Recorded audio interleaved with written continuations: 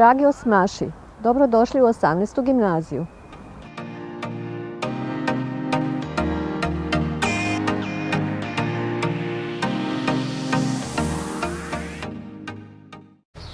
Qui peut montrer le détroit de Gibraltar sur la carte? Le détroit de Gibraltar relie l'Océan Atlantique et la mer Méditerranée.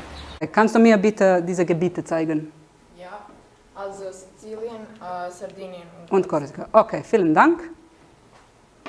Ok, dobar dan, ja sam Noemi de Dieu i ja sam francuski lektorica. Ja sam francuskinja i radim u 18. gimnaziji. Dvojezični program mi je omogućio poznavanje francuske kulture i povijesti, a profesori koji su iznimno susretljivi i dragi napravili su ovo školovanje jednim dijelom života koji ću pamtiti i koji ću prepucavati.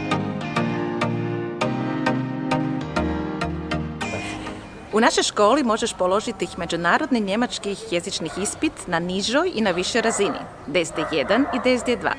DSD2 ti omogućuje da se upišeš na fakultete njemačkog govornog područja u Njemačkoj i Austriji.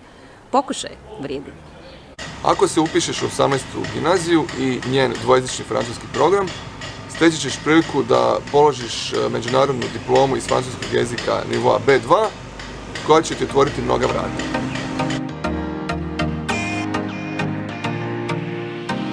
Terenske nastave iz geografije jedan su od zaštitnih znakova 18. gimnazije i u ovih 25 godina proputovali smo čitavu Hrvatsku i dobar dio Europe.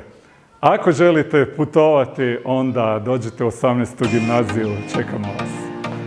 Putovanja i razmjene omogućila su mi da upoznam nove ljude i nove kulture, što mi je kasnije pomoglo u osobnom razvoju.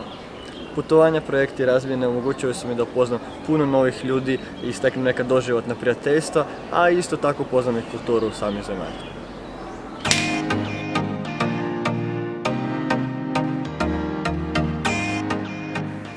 Ponosni smo na naše međunarodne projekte koje već godinama provodimo i veselimo se nastavku suradnje sa dragim kolegama iz Njemačke, Francuske i Španjolske. We are very proud to count on 18 Gimnasia of Zagreb as a partner in our project.